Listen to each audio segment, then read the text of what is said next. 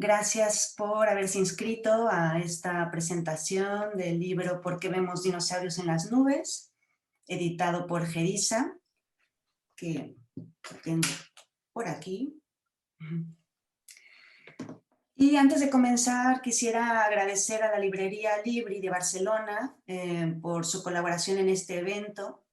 Lamentablemente no hemos podido hacerlo en el formato presencial que teníamos pensado inicialmente, pero bueno, el formato virtual, a pesar de sus imprevistos, pues tiene ventajas también, ¿no? Como que podemos llegar a mucha más gente y bueno, finalmente es una buena manera de poder seguir haciendo las cosas. Esta tarde contamos con la presencia de las autoras del libro, las psicólogas Montserrat Moreno, Marimón y Genoveva Sastre, acompañadas por la reconocida socióloga Marina Subirats y por el psicólogo y profesor Conrad Izquierdo. Voy a hacer una breve presentación de los panelistas y después cederé la palabra a ellos para que continúen con la conversación. Bueno, Montserrat Moreno Marimón es doctora en Psicología, catedrática emérita de la Facultad de Psicología de la Universidad de Barcelona. Es autora de 18 libros, entre los cuales están Cómo se enseña a ser niña, Icaria, Aprendizaje y desarrollo intelectual, Cómo construimos universos y, bueno, entre ellos el libro que presentamos hoy, ¿verdad? Genoveva Sastre es doctora en Psicología y profesora emérita de la Universidad de Barcelona. Desde hace más de 40 años investiga, junto con Montserrat Moreno, la construcción de conocimiento en áreas tan diferentes como son el pensamiento físico, matemático, lógico, ético, las emociones y sentimientos, los conflictos interpersonales y las cuestiones de género. Marina Subirats es doctora en Filosofía, catedrática emérita de Sociología en la Universidad Autónoma de Barcelona, fue directora del Instituto de la Mujer y está especializada en Sociología de la Educación y Sociología de la Mujer. Y bueno, finalmente, Conrad Izquierdo es doctor en Psicología, profesor honorario de la Universidad Autónoma de Barcelona, creador del doctorado en Psicología de la Comunicación y Comunicación y Cambio, y autor de diversas publicaciones sobre comunicación interpersonal y metodología observacional en el ámbito clínico, enseñanza universitaria, relaciones de pareja y redes sociales virtuales. Muchas gracias a los cuatro por estar hoy aquí y cedo la palabra a los panelistas para comenzar la presentación. Muy bien, pues voy a empezar yo. En primer lugar, buenas tardes a todas y a todos. Para mí es un gran placer estar hoy, participar hoy en este debate, porque me parece que estamos presentando un libro realmente importante. Hace muchos años que conozco a Montse y Geno, que muchas veces hemos hablado de su trabajo, aunque yo no pertenezco al ámbito de la psicología, pero digamos que la sociología pues, es relativamente cercana, aunque quizá con un punto de vista un poco diferente, lo cual nos permite tener pues, un área de debate y de intercambio, ¿no? Entonces, he ido siguiendo, como he dicho, su trabajo a lo largo de muchos años, porque hace mucho tiempo que ellas están trabajando como investigadoras, y este libro me ha parecido que representa una especie de salto cualitativo. Es decir, por una parte, se puede entender que es, en cierto modo, una síntesis de un conjunto de conocimientos acumulados a través del tiempo de la investigación de los diversos libros y artículos.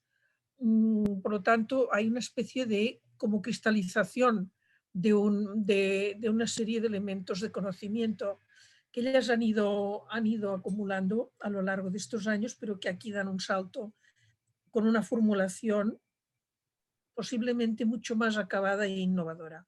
En este sentido, bueno, pues a veces cuando en términos de cuestiones académicas y científicas nos referimos, ¿no?, a lo que se llaman los saltos epistemológicos, ¿Qué son los saltos epistemológicos? Pues justamente el que las cuestiones dentro de cada ámbito científico están planteadas de una cierta manera y durante un tiempo se cree que funciona así y luego puede haber un momento, alguien tiene el micrófono encendido.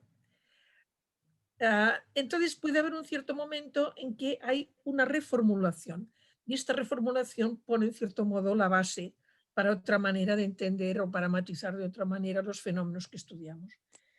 Este libro está lleno de sugerencias muy interesantes. Yo, bueno, me ha parecido que hay como tres ámbitos especialmente interesantes, aunque seguramente cada persona que lo lea encontrará diferentes motivos de interés.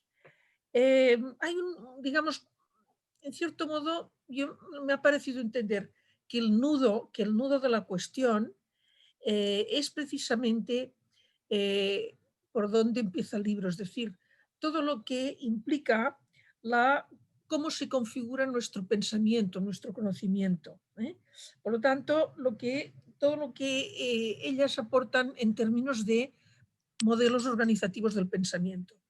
En cierto modo, la idea de que, bueno, aquellas cosas que vemos las podemos ver porque de alguna manera las hemos incorporado previamente y entonces esto nos permite hacer la síntesis. No hablaré de los dinosaurios, esto ya nos lo contarán ellas, por qué ven dinosaurios, porque no todo el mundo ve dinosaurios, pero esto también lo explican el por qué no todo el mundo los ve. Entonces, esto me parece como, digamos, el núcleo más profundo de la aportación psicológica que hacen dentro de la psicología. Esto tiene unas derivadas, y es aquí donde yo voy a extenderme más, de una gran importancia en el ámbito educativo, ¿no? Por esto me parece que es un libro extraordinariamente recomendable, no solo, digamos, para personas que estén trabajando directamente en psicología, sino también para personas que estén en el ámbito de la educación. ¿Por qué razón? Bueno, porque hay una cuestión muy de fondo que en este se ha discutido ya muchas veces, pero que en este momento yo creo que es especialmente urgente dar un paso adelante, que es toda la cuestión de la interrelación entre lo que es el razonamiento, el pensamiento, digamos, más abstracto y lo que es los otros canales a través de los que conocemos, como son pues, las percepciones, las sensaciones, las emociones y los sentimientos. Y históricamente, y esto ya nos viene desde Aristóteles, ha habido un cierto menosprecio por, por esto, precisamente, por esta parte, digamos, más intuitiva, más emotiva, que son fundamentales en el conocimiento, pero que en cambio se han considerado, porque aquí detrás está trabajando también otra división, que es la división que nos viene del patriarcado, ¿no? La división entre los géneros, entre lo que se considera más propio de los hombres o de las mujeres. Entonces, históricamente se ha considerado que lo importante es el pensamiento racional, ¿no? Como si los humanos fuéramos realmente unas máquinas de pensar, pues que pudiéramos razonar siempre de una manera fría, por así decir, y encontrar las soluciones de esta manera y actuar en consecuencia. Claro, hay una cuestión que cada vez es más clara y más justificada y más explicada, que es que esto no es así. Y ellas lo ponen de manifiesto en este libro. Esto no es así.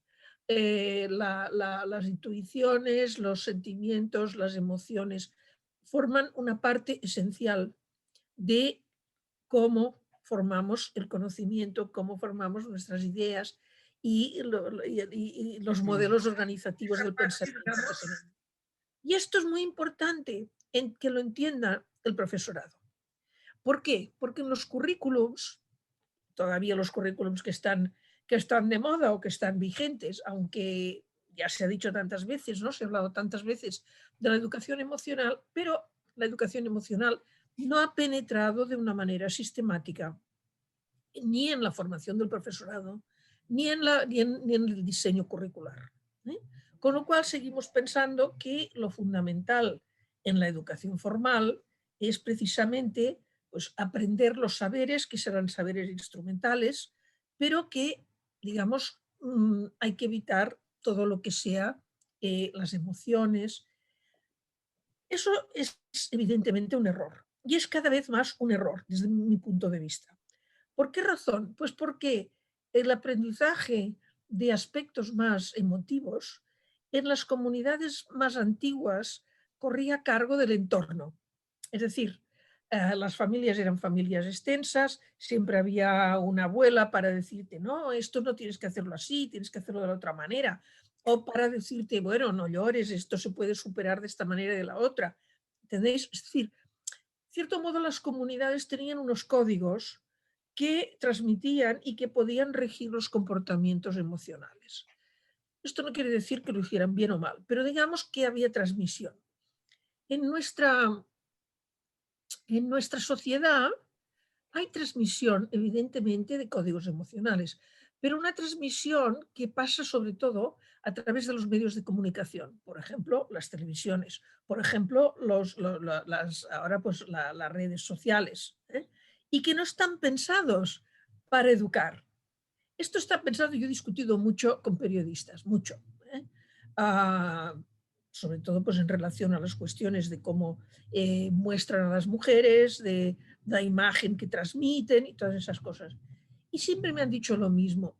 La televisión y en el fondo lo mismo pues de la radio e incluso de los periódicos no están hechos como, no están pensados como medios educativos. Son fundamentalmente para distraer, para divertir y quizá un poco para informar. Con lo cual, y además, claro, para la publicidad. Con lo cual, digamos, manipulan emociones, efectivamente, pero las manipulan pro domo sua, es decir, para que tú quieras comprar el coche que toca, o el vestido que toca, o el jabón que toca, ¿eh? No es una educación emocional. Y la educación emocional tenemos que introducirla en las escuelas. Tenemos que introducirla y nos sería mucho más fácil educar, sobre todo en los medios sociales en los cuales ha habido una mala educación emocional. ¿Eh? En las zonas, digamos, más pobres, más, pues conocemos por otros teóricos, ahora no puedo entrar en ello, pero que el tipo de educación es niño, cállate, y si no te doy una bofetada. Y claro, eso realmente lo que hace es que el niño o la niña se contienen en aquel momento, pero en cuanto pueden, depende también de su personalidad, pero digamos, dicen, ah, no, yo hago lo que me da la gana. ¿Eh? Y es muy difícil que por aquí entren incluso en la educación digamos, de, de conocimientos y de razonamientos, porque falla esta conexión de qué interesante. ¿Eh? Mientras que si en cambio introdujéramos la educación emocional, la educación de los sentimientos, pues bueno, tendríamos una sociedad probablemente, por lo menos, mucho más pacífica de lo que lo tenemos ahora. ¿Eh? Bien, con lo cual, pues yo recomiendo enormemente que las personas que son educadoras pues lean este libro eh, y sobre todo que en la formación del profesorado se introduzca la educación emocional. Porque lo que ocurre es que hoy el profesorado, por lo menos lo que yo conozco de las escuelas de profesorado, eh, no tiene este tipo de educación, no se le transmite y por lo tanto no sabe cómo enfrentarla. Entonces, habrá maestras que de una manera más intuitiva saben mucho, sobre todo las que están en las edades bajas, pero y habrá profesores y habrá personas que individualmente saben manejar esto, pero no porque esto se base en un conocimiento transmitido. Con lo cual, las que no saben, pues dicen, no, no, no, no, no, no, yo estoy aquí para enseñar matemáticas, no me compliques la vida. ¿Eh? Y tenemos grandes lagunas, tenemos, por ejemplo, todo el tema de la educación sexual y afectiva, que la tenemos tan mal en la escuela española, ¿eh?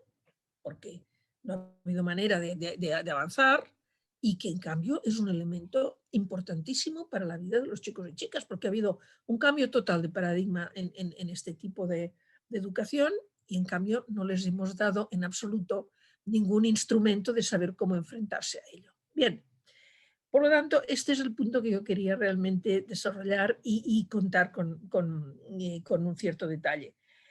Finalmente hay otro aspecto que me parece de una gran importancia, especialmente en este momento, porque la pandemia nos ha revelado también muchos aspectos, digamos, muchas debilidades de nuestras formas de sociedad que habría que corregir, que es todo el aspecto de la importancia de la cooperación. Y aquí de nuevo entramos en cómo el pensamiento de las mujeres o las formas de acción de las mujeres han sido devaluadas y las formas de acción de los hombres han ido en el sentido de enfatizar el enfrentamiento, la lucha, la confrontación, ¿eh?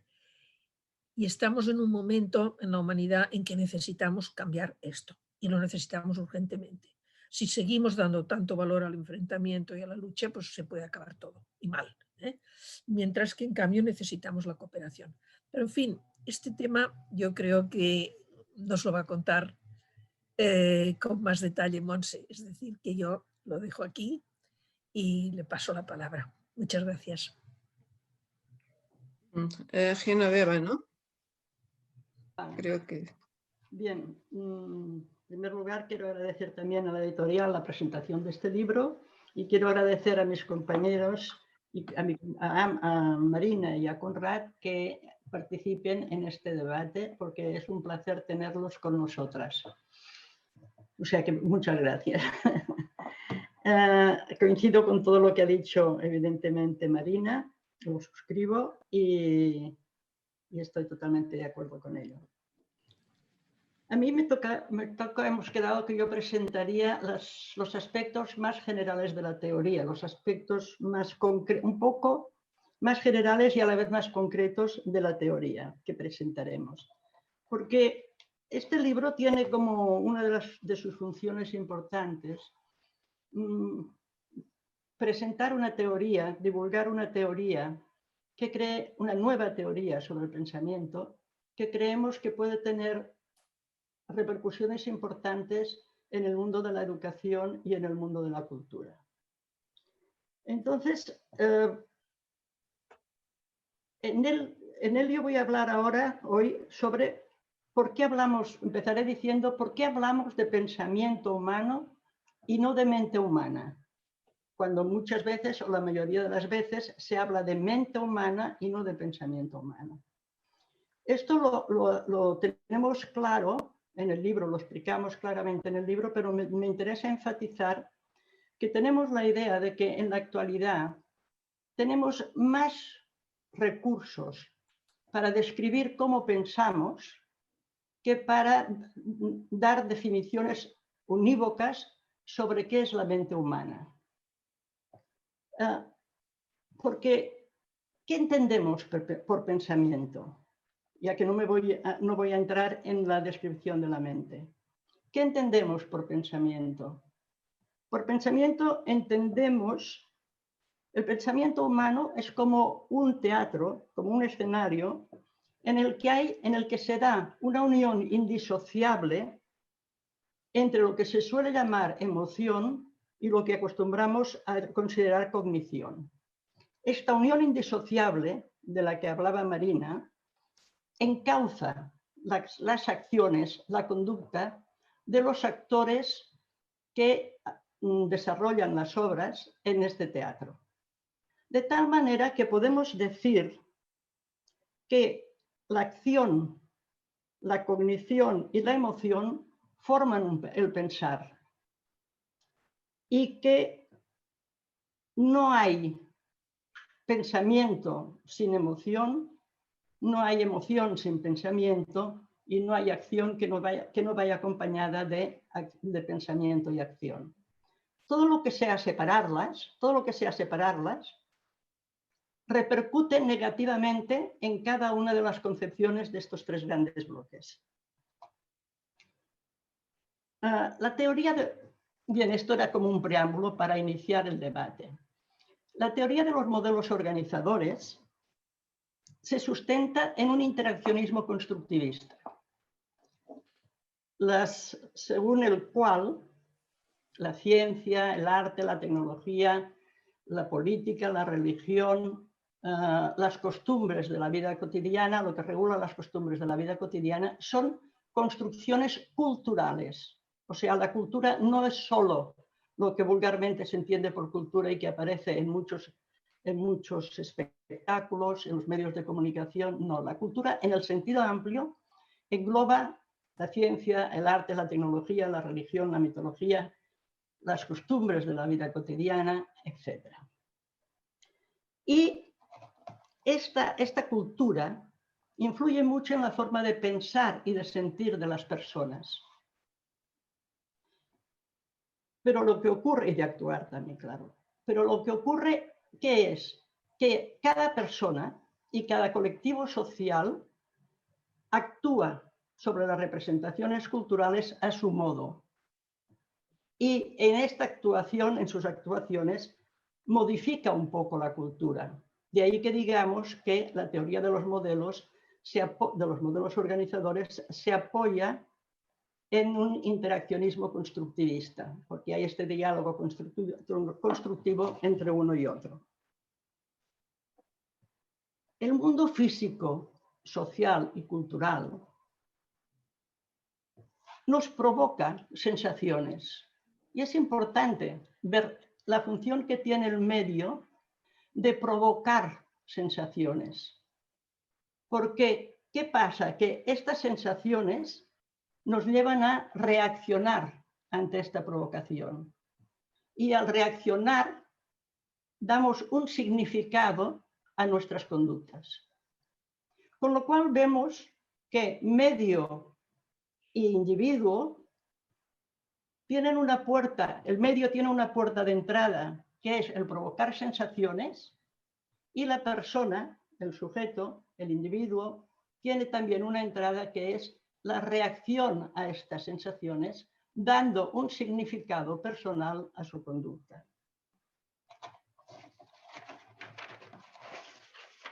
Cualquier sensación, cualquier situación, cualquier experiencia, cualquier objeto, despierta en nosotros un cúmulo de sensaciones. Y las sensaciones son tales, son tantas, que no podemos retener exactamente todo lo que estas sensaciones nos están aportando. Por lo que, ¿qué hacemos? Retenemos solo una parte de lo que está presente en estas sensaciones. Y a esta parte que retenemos le damos un significado, que puede ser distinto según distintos sujetos, según distintas personas. Le damos un significado y relacionamos todos estos significados de una manera que nos resulte coherente. Si algo, para que nos resulte coherente, tenemos que añadir elementos de nuestra cosecha, lo hacemos. ¿Por qué? Porque nos interesa mucho a todas las personas queremos actuar de forma coherente con nuestra manera de ser y de pensar. Y entonces añadimos elementos que son ajenos a la situación que estamos interpretando, que pueden ser ajenos, pero que a nuestro modo de ver nos dan un plus de coherencia, de esta coherencia que tanto necesitamos y que muchas veces en la educación, en nuestra vida cotidiana, no tenemos en cuenta, que la reservamos para cuando estamos intentando hacer cosas serias. Bueno, esta manera de pensar, esta manera de elaborar las sensaciones de la experiencia, es un proceso inconsciente que hacemos todas las personas. Y que es complejo. ¿Por qué es complejo? Porque intervienen muchas cosas. Intervienen los conocimientos previos que tiene cada persona sobre aquella situación. Intervienen sus expectativas, intervienen sus deseos, intervienen sus fantasías. Y todo ello confluye en nuestra manera de interpretar aquellas situaciones que estamos viviendo. Esta forma de pensar, que es común y constante en todas las personas, es la que nos da lugar a la construcción de los modelos organizadores. Un modelo organizador, ¿qué es un modelo organizador? Porque es importante saber que existen, que cuando pensamos construimos modelos organizadores. Es importante porque cuando organizamos un modelo organizador, lo que estamos haciendo es crear sistemas dinámicos y organizados de representaciones mentales. Es un sistema que tenemos de apropiarnos del mundo externo, organizando sistemas dinámicos de representaciones mentales con aquellos elementos que hemos seleccionado de la experiencia. Entonces, las experiencias, y volviendo al tema que ha presentado Marina en relación a la cognición y a la afectividad y a las emociones, en las experiencias tenemos muchas sensaciones, pero elaboramos la experiencia seleccionando algunos elementos que están más relacionados con las características del mundo externo, del mundo físico. Pero también seleccionamos otras sensaciones, otras propiedades que están más relacionadas con el mundo interno del sujeto. Entonces, cuando construimos un modelo organizador, ¿qué hacemos? ¿Qué son? Son construcciones subjetivas con los que las personas unimos las sensaciones ligadas a lo que llamamos cognición y también las sensaciones ligadas a los afectos. Y esta ligazón es una ligazón que hacemos nosotros, todas las personas, a nivel interno, al seleccionar propiedades más ligadas a lo exterior, por ejemplo, las propiedades de los objetos que estamos percibiendo, que estamos viendo, pero también seleccionamos propiedades relacionadas con nuestro mundo interior, por ejemplo, los estados emocionales que nos provocan aquellas situaciones. Es decir, solo una separación artificial puede separar aquello que conocemos de aquello que sentimos. Entonces me pregunto, ¿qué demonios hacen los niños en la escuela? Se les da la oportunidad de tomar en consideración esta unión de estos dos aspectos.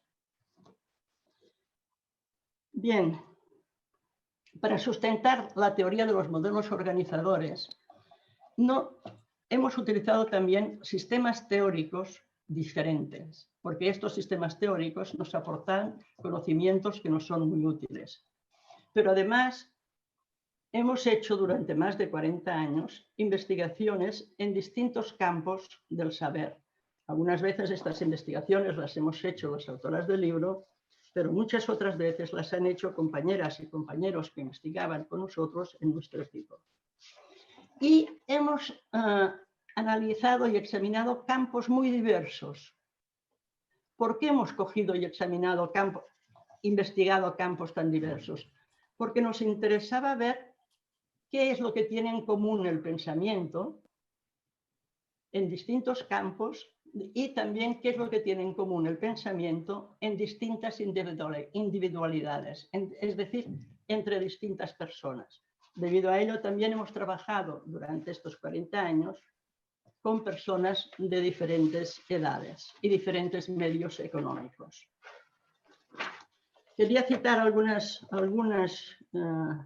campos de investigación que hemos trabajado, pero quizá lo voy a limitar para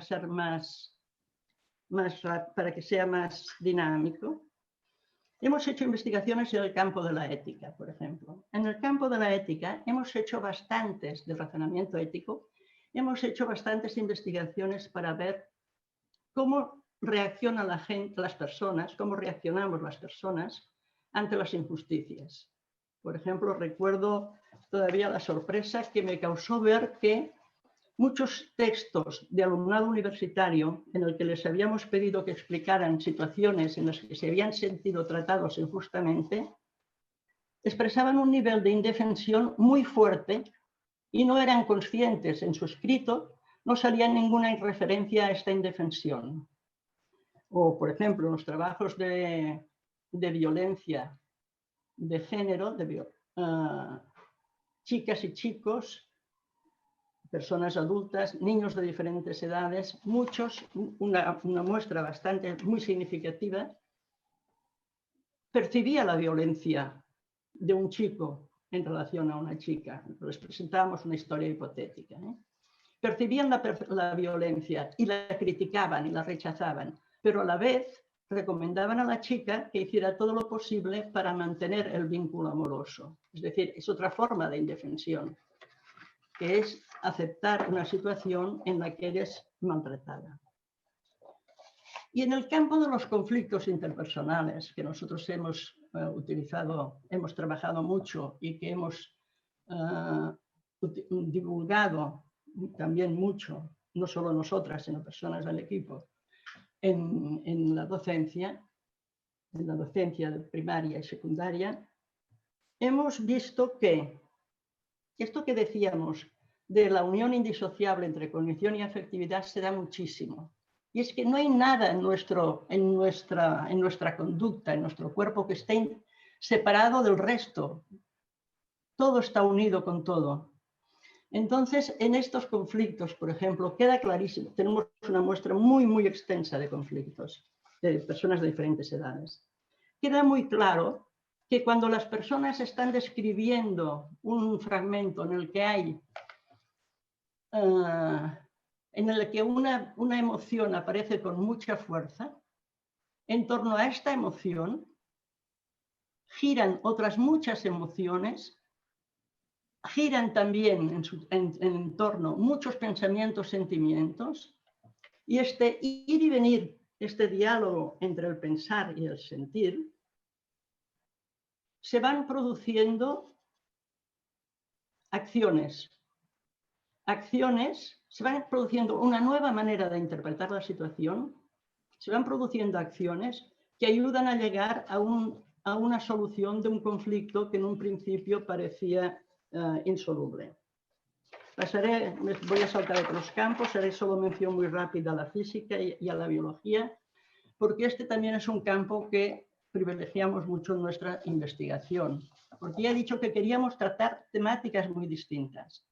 En física y biología cogimos muchos aspectos distintos, también con muestras de edades diferentes, y lo que vimos es que, pese a que en las clases de ciencias se explica muy bien, porque hay profesorado que explica muy bien y que sabe muy bien explicar las ciencias, se explica muy bien distintas nociones de ciencias, cuando con nuestras técnicas que diseñamos nosotras, podíamos explorar el pensamiento real de aquel alumnado en estos campos, veíamos que era como si no hubieran estudiado la física, ni la química, ni la biología, porque ellos presentaban los modelos organizadores que ellos habían construido y eran muy diferentes a los que habían aprendido en la escuela.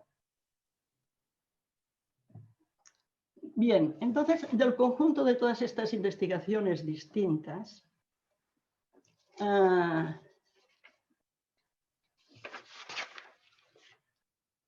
pudimos ver que junto a aspectos específicos y concretos ligados a muestras específicas también, o ligados a la individualidad de cada sujeto y ligados a la especificidad de cada materia, junto a ellos aparecía también una panorámica general, una forma general de pensar.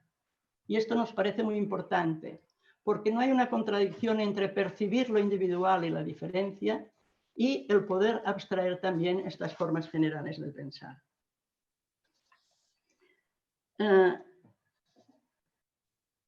En estas formas generales iban apareciendo caminos de pensamiento. Hay caminos de pensamiento.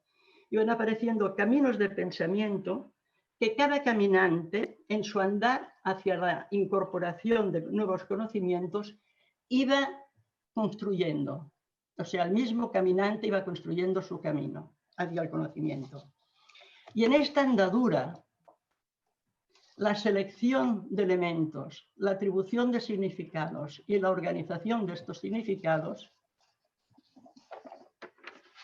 se manifiestan como procesos constantes, comunes a multitud de diversos caminos, de formas de pensar.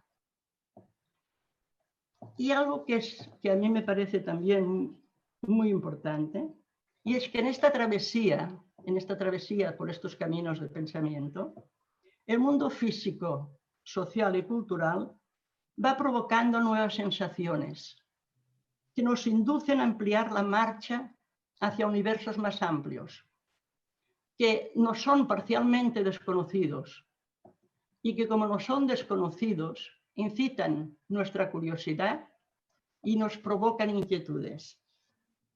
Estas inquietudes, esta curiosidad, nos lleva a transformar las sensaciones que recibimos del medio, o sea, con estas inquietudes nuestras, estas sensaciones, nos ayudan a transformar las sensaciones que recibimos en conductas cargadas de significado personal. Es muy importante que para la teoría de los modelos organizadores, es muy importante poner énfasis en que vamos cargando de significado personal nuestras acciones. De la teoría de los modelos organizadores se deriva la necesidad de construir paradigmas educativos capaces de tender puentes entre lo que ha dicho Marina, distintas disciplinas y los aspectos cognitivos, afectivos y sociales del ser humano.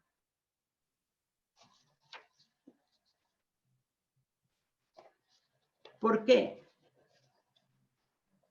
Porque las nuevas generaciones, y las anteriores también lo necesitaban, pero desgraciadamente no nos lo dieron y nos lo hemos tenido que construir, vamos a precisar de sistemas de pensamiento muy amplios.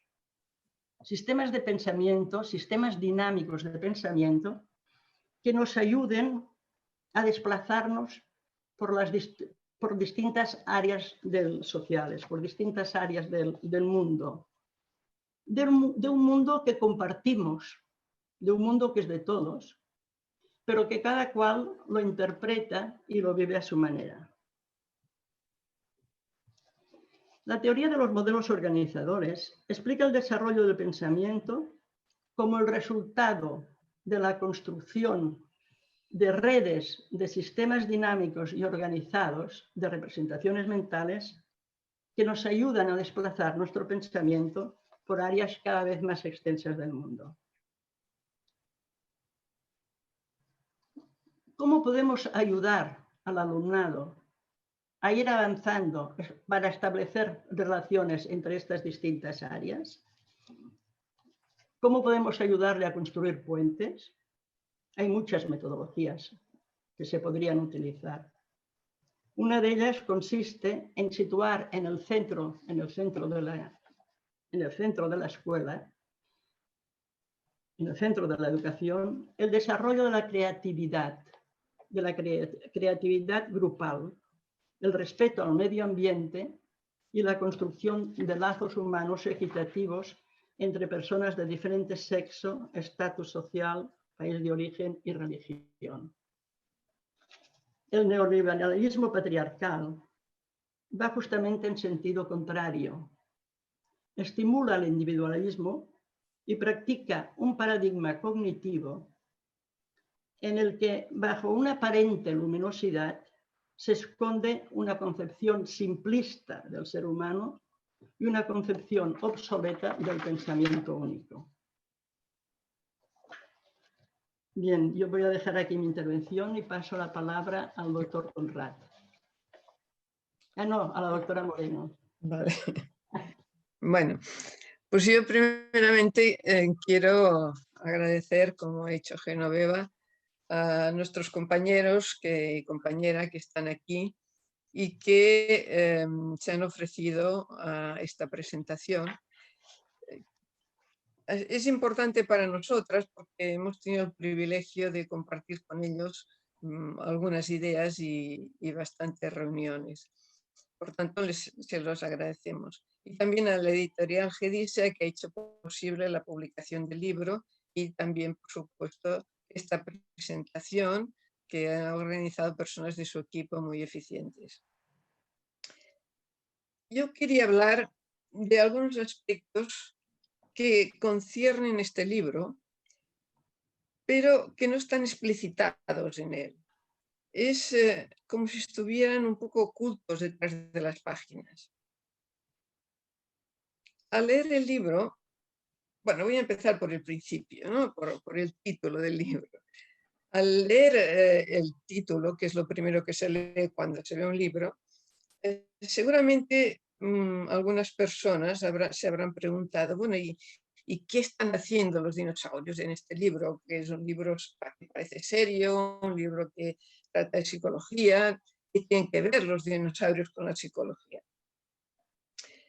Para entenderlo rápidamente, voy a ponerles un ejemplo que apelo a su imaginación.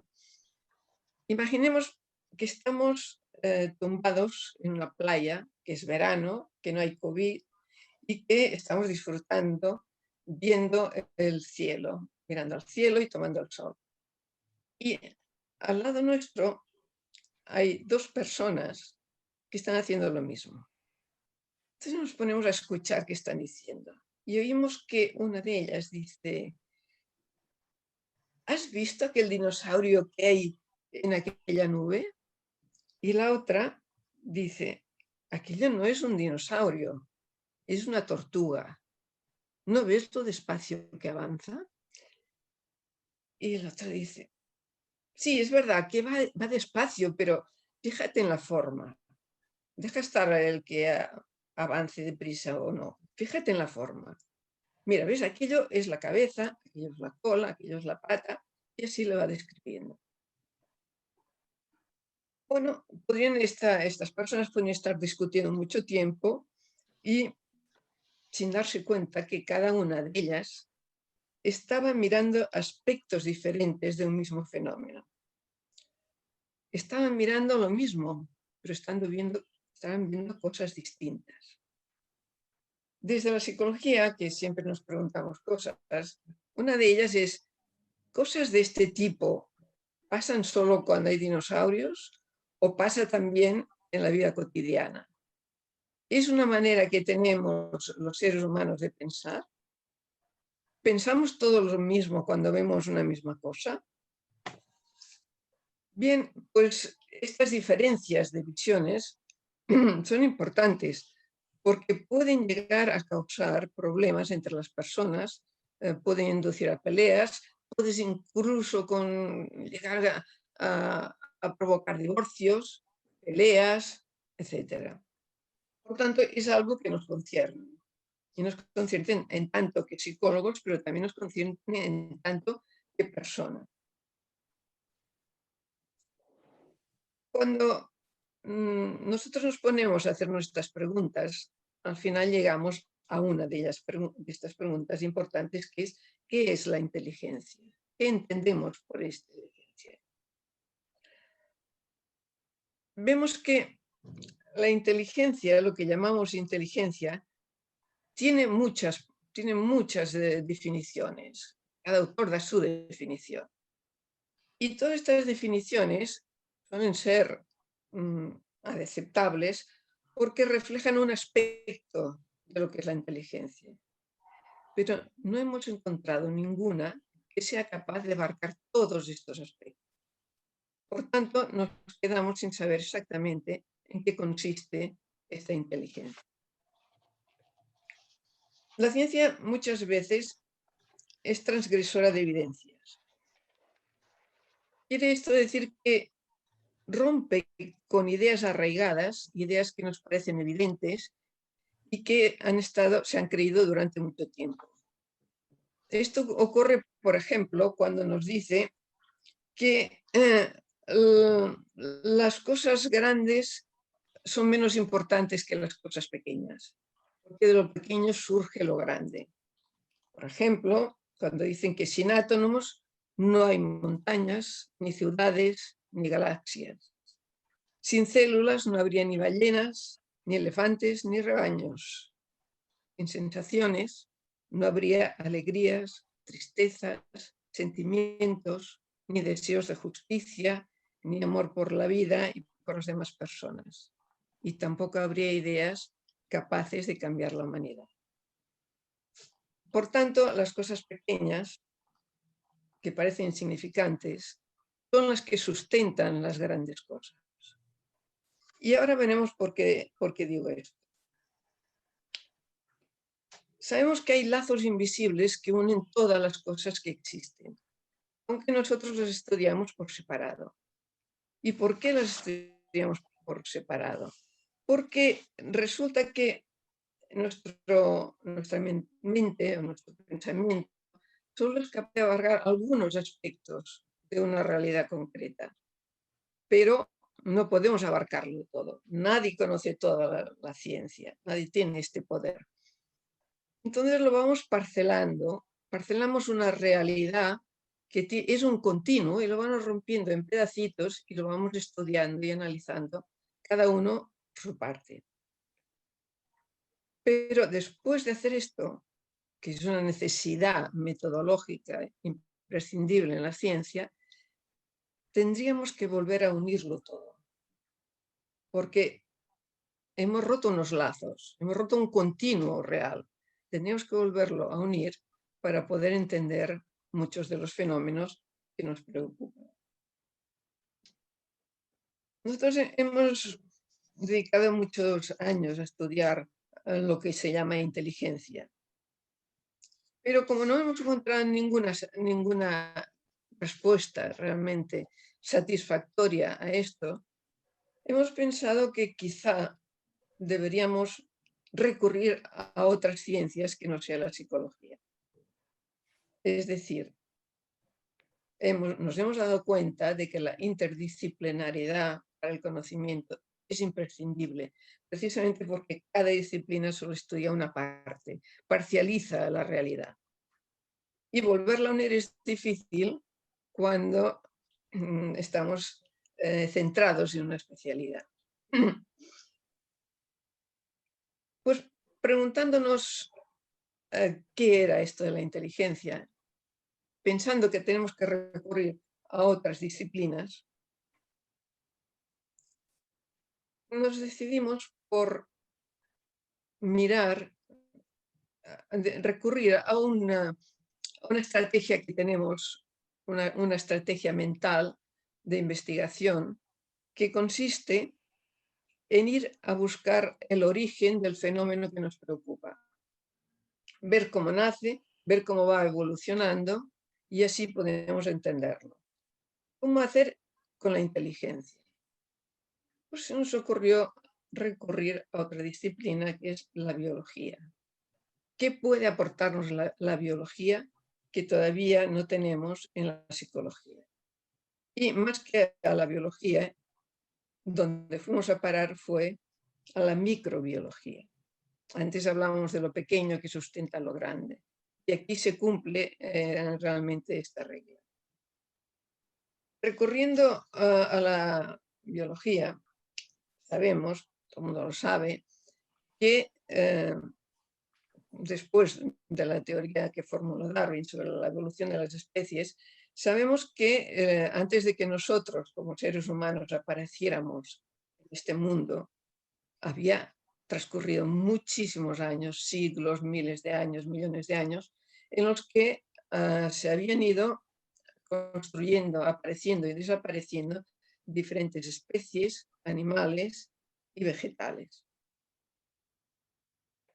Y esta era la idea que teníamos, que suelen tener las personas con un mínimo de cultura, de lo que es la evolución de las especies. Pero resulta que hay ahora unas teorías muy distintas que nos la hizo percibir con sus trabajos una microbióloga estadounidense que se llama Lynn Margulis, que formuló una súper interesante teoría que va mucho más allá de lo que Darwin podía imaginar. Margulis nos dice que hace entre 3.500 y 4.000 millones de años atrás apareció la vida sobre el planeta. Aquí estamos en los inicios, estamos en el principio del principio. Y estas formas de vida eran diminutos personajes, diminutas células llamadas procariotas, que eran muy simples. No tenían núcleo, tenían un citoplasma y dentro del citoplasma pululaba su ADN. Estas primitivas bacterias y simples son nada menos que nuestros más remotos antepasados, porque toda la vida surgió de estas bacterias. Estas primitivas bacterias tenían una serie de características, pero sobre todo algunas que son muy interesantes. Os obviaré las otras, pero voy a centrarme en estas. Tenían sensaciones, eran capaces de experimentar sensaciones. Eran también capaces de procurarse alimento del medio para sobrevivir. Y sobre todo practicaban una propiedad que es realmente muy impresionante, que era la cooperación. Es decir, cooperaban unas con otras. Y esto lo sabemos gracias al microscopio electrónico, que Darwin, por supuesto, no tenía y no podía llegar a estos límites para averiguar qué había pasado. No, lo que nos cuenta Margulis es que se dedicó apasionadamente toda su vida a estudiar a estos microorganismos. Nos cuenta que cuando estos se iban reproduciendo por bipartición, estas células se reproducían por bipartición y iban adquiriendo, según se iban extendiendo por diferentes lugares y según los sitios que habitaban, iban adquiriendo nuevas características. Todos estaban en un medio líquido, después salieron de este medio. Pero cuando estaban en este medio líquido, también había diferentes momentos, diferentes lugares en los que había también climas diferentes, había formas diferentes de encontrar alimento, etc. Cuando una de ellas conseguía adaptarse a un medio diferente y inventaba una solución, por ejemplo, era capaz de producir un flagelo que le permitía moverse con rapidez en el medio líquido en el que estaba, traspasaba este conocimiento a otras células. ¿Cómo lo hacía? Pues gracias a un microtúbulo que unía a otras células y les traspasaba los genes que provocaban esta nueva adquisición. Y así se iba extendiendo por todo el planeta, por todo el planeta bacteriano, se iban extendiendo las nuevas adquisiciones que iban adquiriendo. Por ejemplo, una descubría la forma de encontrar energía a través de la fotosíntesis y traspasaba el gen responsable de esto a los demás seres de su. Bien, esto pasaron muchos millones de años, pero seguían con estos intercambios que son muy interesantes. Pero hace 2.500 millones de años, estas bacterias ya se habían extendido prácticamente por todo el planeta, o por gran parte del planeta. Entonces se operó otro tipo de cooperación, que consistía en que descubrieron que introduciéndose uno dentro de otra, esto que Margulis llama simbiogénesis, es decir, conseguían introducirse una dentro de otra y se instalaba allí, y entonces compartían ambas las propiedades que tenían. Si, por ejemplo, una podía hacer la fotosíntesis y se introducía dentro de otra, aquella otra disfrutaba de la energía que le producía la fotosíntesis de su bacteria huésped. Es decir, que era otra forma de cooperación. Es evidente que todos estos trabajos no podían haberse hecho sin una inteligencia, sin una forma de inteligencia. Bien, nosotros no tuvimos ninguna duda, como tampoco la tenía Margulis, de que eran seres inteligentes. Bien, pues entonces nos llevó a definir, puesto que coincidía el nacimiento de la vida con el nacimiento de la inteligencia, nos llevó a definir la inteligencia como una propiedad de la vida, entre otras propiedades, como era, por ejemplo, la cooperación y entre otras. Bien, pero ahora vamos a pensar un poco, ¿qué pasó con estas bacterias? Estas bacterias se fueron además uniendo unas a otras, las eucariotas, es decir, las que ya tenían núcleo y que eran más complejas, se fueron uniendo unas a otras hasta formar seres pluricelulares, entre los cuales estamos nosotros. Claro, estos seres pluricelulares, en amebas, eran seres muy primitivos, pero que habían heredado todas estas características de las bacterias que las conformaban. A través de los siglos, sabemos que, y aquí entraría Darwin, los animales, las diferentes especies animales y vegetales fueron transformándose y fueron apareciendo en la Tierra, diversificándose y con una gran riqueza. Cada una de estas especies tiene su forma de inteligencia. La inteligencia no es una. La inteligencia que heredamos de nuestras primitivas bacterias biotas ha ido cambiando de la misma manera que ha ido cambiando el cuerpo de los seres vivos y de los animales que nos han precedido. Podemos decir que cada especie tiene su forma particular de inteligencia. Pero en cambio los humanos parece que lo único que es inteligente es lo que hacen las especies, los animales, que se parecen a lo que hacemos nosotros. Si no se parecen, esto ya no tiene ninguna importancia. Pero vamos, si empezamos a pensar un poco, diremos, a ver, ¿sería inteligente para un león comportarse como un lagarto? Evidentemente no. ¿Y sería inteligente que un reptil se comportara como un humano? Evidentemente no le serviría de nada. ¿Por qué? Porque su mundo es otro. Su inteligencia tiene que estar adaptada al medio en el que vive, en las costumbres que tienen. Por tanto, tenemos que reconocer que hay múltiples formas de inteligencia, pero lo que tienen como característica es precisamente el que es una propiedad de la vida. Y esto nos remite o da la razón a una cosa que decía Piaget ya hace muchos años.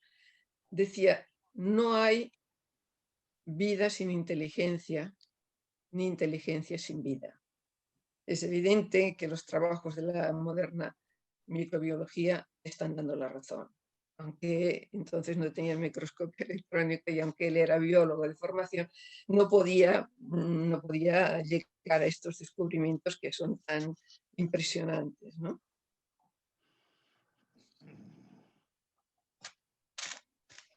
Los estudios recientes están dando la razón a estas teorías de Margulis, porque cada vez aparecen más investigaciones que demuestran que los animales son muy inteligentes.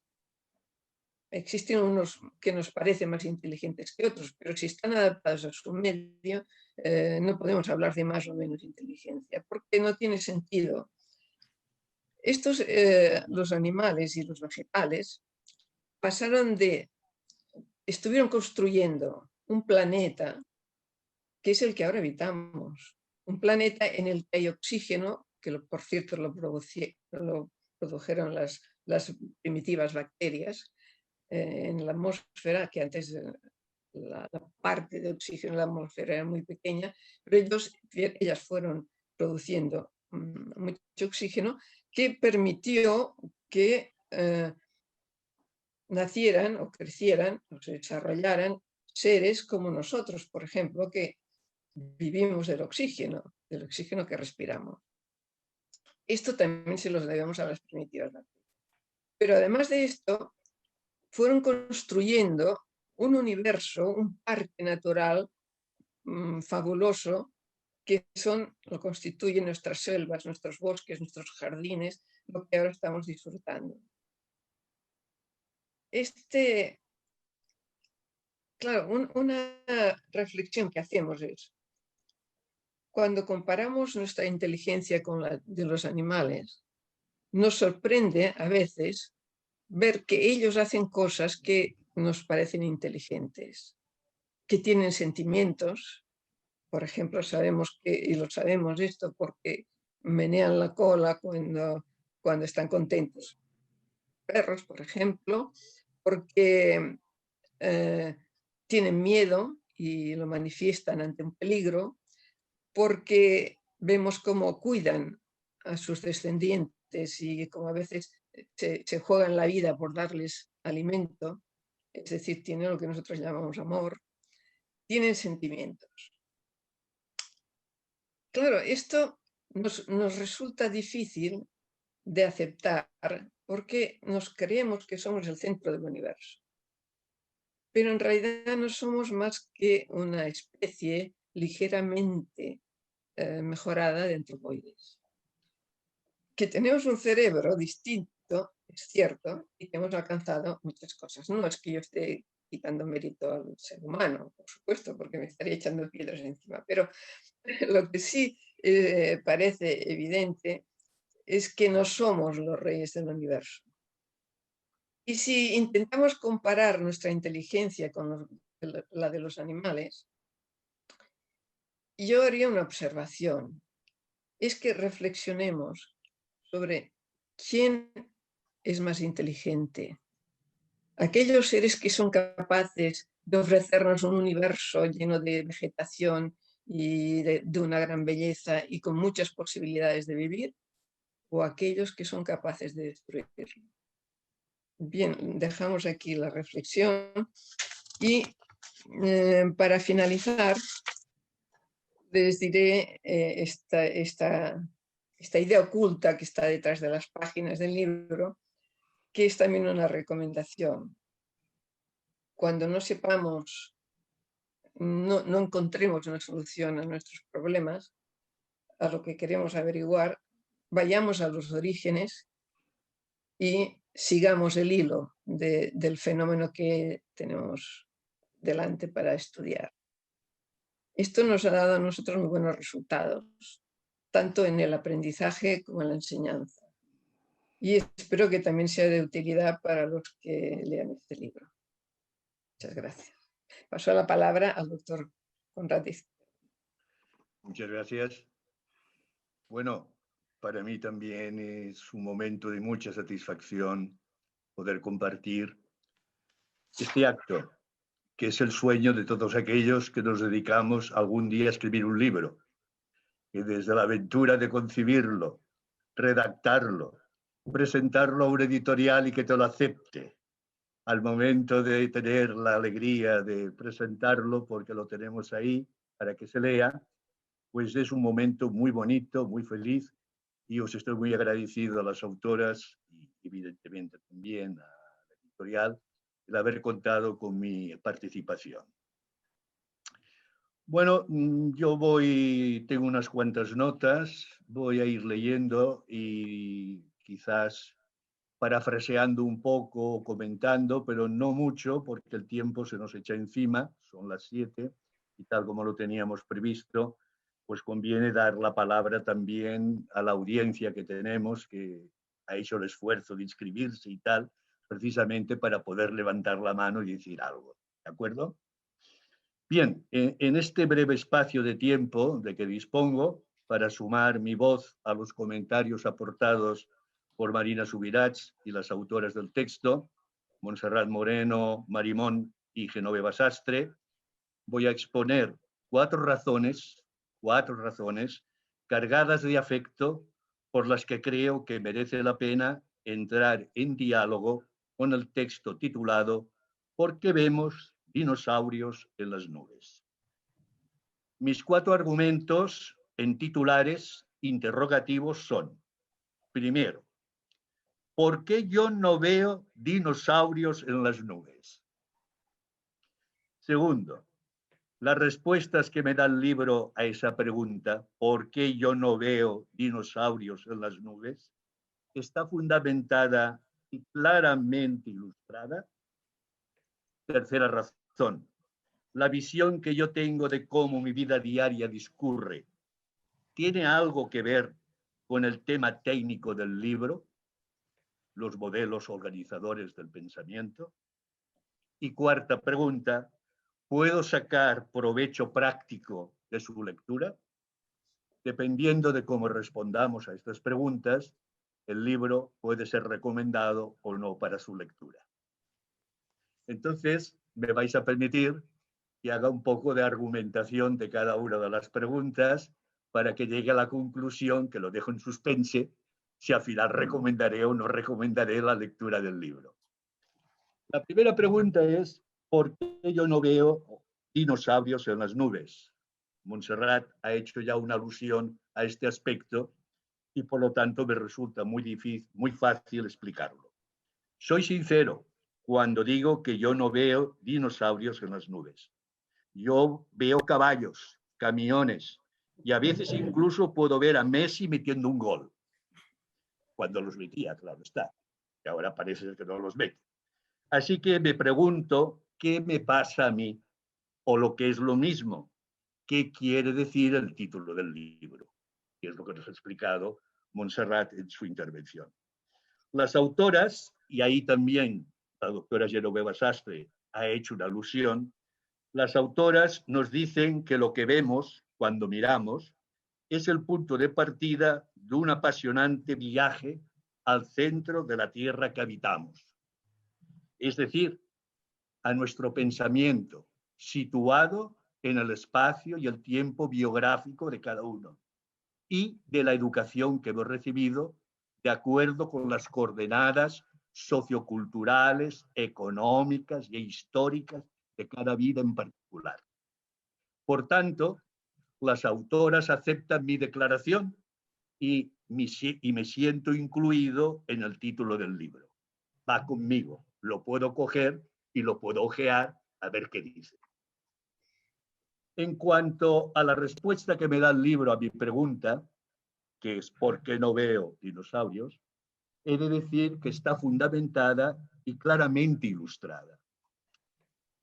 Es lícito pedir que para dar un paseo tan importante, que es el viajar al centro de nosotros mismos, las autoras nos den una explicación de cuál es el fundamento de este gran descubrimiento, que por banal que parezca su enunciado, es de una vital importancia. Ver es mirar más interpretar. Con otras palabras, las autoras, con sus equipos de investigación y todas otras personas que han colaborado, como los doctorandos que han hecho su tesis sobre esas temáticas, y los mismos participantes que han aportado información para poder hacer los análisis que ellos presentan en su obra, nos dicen que el viaje que nos proponen supone, en primer lugar, revisar con mucho detalle, con mucho cuidado, todos los trabajos científicos que avalan el recorrido que va de las sensaciones a los modelos organizadores del pensamiento. Es decir, todos los trabajos que apoyan la idea que ver es mirar más interpretar.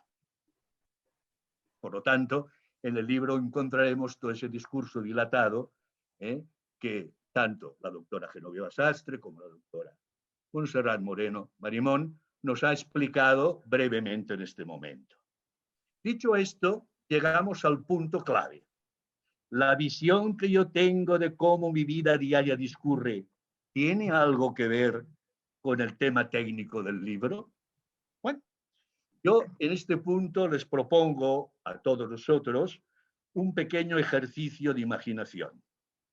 Reflexionemos sobre el hilo conductor de la obra que queda resumido en este enunciado. Solo conociendo cómo somos podremos saber cómo es nuestro mundo. empecemos a reflexionar, a darle vueltas, y se va a precipitar una serie de elementos que conectarán afectos, sentimientos, ideas con diferentes aspectos de la vida, sucesos, situaciones, personas, momentos e incluso instantes fugaces, pero que quedan archivados en nuestra memoria. Ese material que se precipitará lo puedo volcar en forma de puntos y crear líneas de conexión entre esos puntos en un papel en blanco. Ese primer volcado de todo ese material reflexivo ya es un primer nivel preorganizativo o protoorganizativo, de tal manera que de forma, diríamos, heurística e interpretativa, hermenéutica, yo a partir de ahí puedo crear nuevas organizaciones presionando distintos ámbitos. Por ejemplo, si lo hago del ámbito gráfico, puedo invocar criterios de sintaxis visual. Esos puntos los puedo colocar uno arriba, otro abajo, a la derecha, a la izquierda, más grandes, más pequeños, distintos tamaños, etc. Y si lo que hago es pasarlo a una representación, diríamos, lingüística, puedo presionar la organización utilizando elementos gramaticales y discursivos. Por lo tanto, el primer volcado se autorreorganiza presionando campos que nos dan claves para hacerlo más claro y evidente. De tal manera que creamos una estructura capaz de asimilar toda la información con sentido que los propios puntos tienen y sus relaciones, pero además preparada para aceptar las perturbaciones que vendrán de nuevas informaciones, tanto producidas por sus estados internos como por el contacto con el ambiente exterior. Esto, que lo podemos experimentar reflexionando sobre el hilo conductor de la obra, sería una pequeña muestra incipiente, diríamos, una especie germinal para hacer la epigénesis de cómo se generan, se forman y se mantienen la actividad de los modelos organizadores del pensamiento. Por lo tanto, creo que la obra conecta con nuestra vida cotidiana, porque lo podemos experimentar en nuestra vida cotidiana. Finalmente, llego al último punto. Llego al último punto, que es, ¿puedo sacar provecho práctico de su lectura? Pues bien, el libro nos propone un diálogo, y ese diálogo es poner en conversación externa el tema cómo vivir y aprender juntos. Los intercambios se enmarcan en un planteamiento que es dinámico, inclusivo, democrático y abierto a la colaboración entre generaciones. El aprovechamiento de este trabajo, de este libro, es tanto individual como colectivo. Tiene un componente ideográfico, porque claro, cuando hablamos de los modelos organizadores es de cada pensamiento, de cada cerebro, que ninguno es igual al otro. Tenemos las mismas condiciones organizativas de hardware, pero ninguno es igual al otro. Lo mismo que ninguna persona es igual a otra persona en los aspectos externos. ¿De acuerdo? Y tiene también un aprovechamiento colectivo, no patético, porque de alguna manera la conversación es sumar gente y llegar a acuerdos entre muchos para conseguir ver cómo vivir y aprender juntos. Se trata de un aprovechamiento que yo titularía propedéutico clínico, porque no adoctrina sobre nada, nos indica cómo analizar las señales, cómo entender lo que está pasando con los contenidos que tiene, para que cada grupo, cada persona, cada colectivo, cada comunidad saque sus propias conclusiones respecto a los efectos de lo que piensan y manifiestan a través de sus conductas guiados por los modelos organizadores. Por lo tanto, es propedéutico clínico y nos permite, por lo tanto, este diagnóstico. En conclusión, si me preguntáis si voy a decir que este libro tiene que leerse y que vale la pena leerse, diré que sí, por estas razones. Mi experiencia conecta con lo que significa el título, por lo tanto me atrae. Mis interpretaciones que se construyen y cambian pueden ser objeto de reflexión. interpela mi vida. Cuando la reflexiono, puedo utilizar una estrategia representativa, visual o lingüística. Me da un instrumento. Y finalmente, buscando e interpretando el contenido interactivo de las reflexiones, podemos aprender a aprender a vivir, tomando decisiones en el plano personal y colectivo que faciliten la sostenibilidad de una buena relación yo, nosotros, mundo. Qué buena falta hace.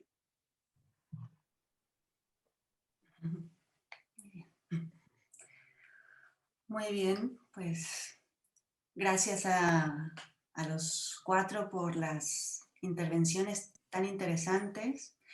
Y no sé si alguno de los espectadores quiere hacer alguna pregunta. Le puedo activar la cámara o lo puede hacer a través del chat. Bueno, por lo pronto tenemos un mensaje de Cristina del Barrio, que se ha tenido que ir, pero dice: ha sido un gusto escucharos y veros. Me retrotrae a muchas lecturas apasionantes de Piaget, pero también de los que han estudiado la teoría de la mente en los animales. En definitiva, su capacidad de construir estrategias para sus objetivos de supervivencia. Y, a ver, tenemos aquí, vale, felicitaciones de Alfredo Landman, el editor de Gedisa. Y Marco Antonio Morgado da Silva dice: buenas noches, Geno y Monse. Aquí Marco y Hanna desde Brasil. Felicitaciones por la publicación, con muchas ganas de leerlo. No tenemos preguntas de momento. Bueno, al final hemos conseguido verte, Conrad. Bueno, ha sido un problema. Sí, por aquí tenemos a otro Conrad y otra doctora Marina, pero bueno, lo conseguimos. A ver, un mensaje nuevo. Carlos Alós, como alumno de Montserrat Moreno y Genoveva Sastre, ha sido un placer leer el libro. Y tenemos por aquí alguien que levanta la mano. Vale, ya está. Y quisiera añadir una cuestión práctica. A ver, Carlos, no sé si lo quieres hacer a través de vídeo. Hola, ¿se me oye? Sí. Vale, estupendo, mejor que escribiendo, de verdad. Uh-huh. Bueno, yo solo quería añadir una cuestión práctica, bajar un poquito toda la teoría del libro a una cuestión muy específica, muy concreta. Yo he trabajado con niños con dificultades de lectura y una de las cosas que me he dado cuenta haciendo terapia con ellos, y una cosa clarísima, es que las dificultades de lectura se han de trabajar con las emociones también, cosa que habitualmente no se suele hacer. Es decir, yo he encontrado, por ejemplo, mucha mejoría en la lectura de niños con dificultades cuando les he pedido que hagan como ejercicio, que lean con diferentes emociones. La misma frase, el mismo párrafo, de manera con tristeza o con alegría, o con sorpresa, o con misterio, o con, yo qué sé, con una diferente gama de emociones, ¿no? ¿Por qué?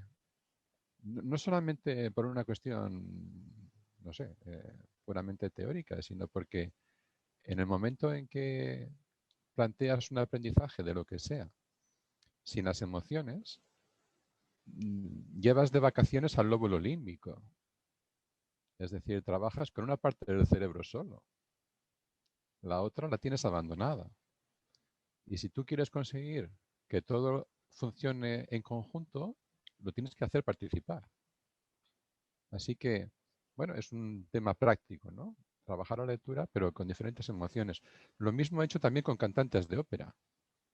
Es decir, también han mejorado mucho su voz cuando han hecho ejercicios de cantar con diferentes emociones, ¿no? Me parecía bueno, curioso bajar un poquito la teoría al aspecto totalmente práctico del día a día y ver que, bueno, que esto realmente funciona en la práctica, ¿no? Nada más eso. Muchas gracias. Gracias a ti. Tenemos otro comentario de Aileen Wieland, que felicita, bueno, envía felicitaciones por el libro, que da pie a pensar interdisciplinariamente.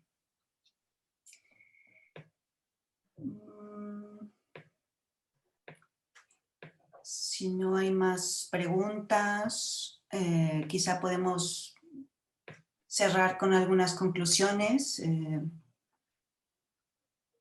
O bueno, por aquí Carlos. La doctora Montserrat Moreno, que levanta la mano. Muy bien. Está pidiendo la palabra. Perdona. Bueno, simplemente pues para responder a Carlos Alós, que esto que ha dicho es una muestra de que por diferentes caminos se puede llegar al mismo punto. Y de aquí la necesidad justamente de unir pensamientos, de hacer cosas como las que nos gusta hacer a nosotros, los que estamos aquí, que es intercambiar pensamientos, porque esto, además de reforzar nuestras ideas y de contradecirlas a veces, hace que reflexionemos y que ampliemos este horizonte.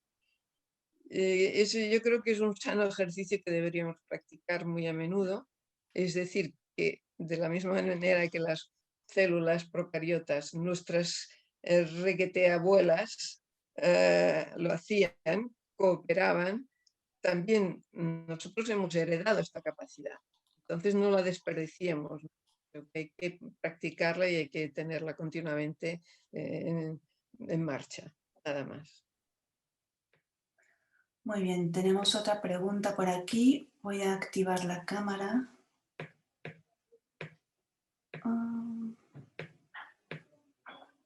Vale.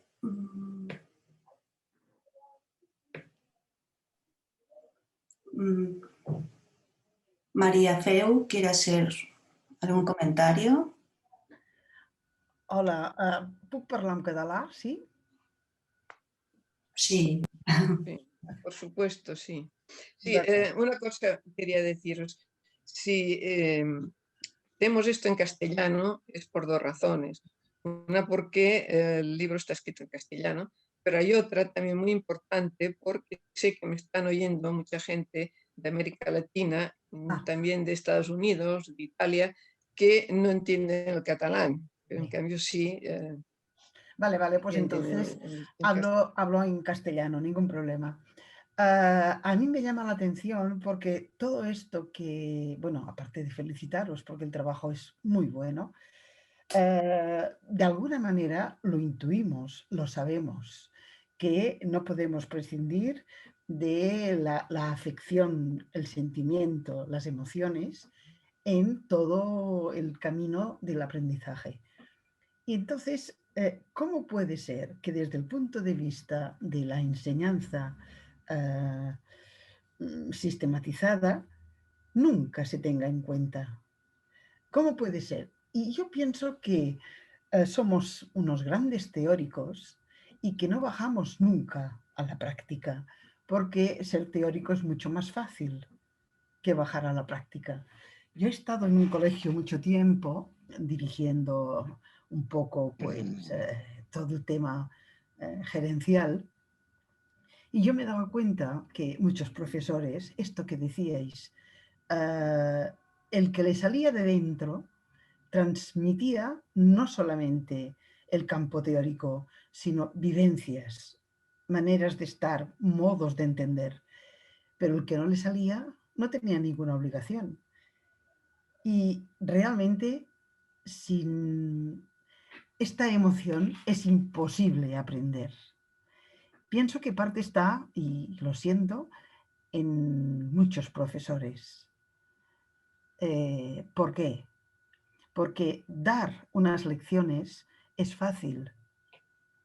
Ajustarte a lo que se necesita es difícil y quiere decir cada día trabajar estrategias personales de cómo llegas.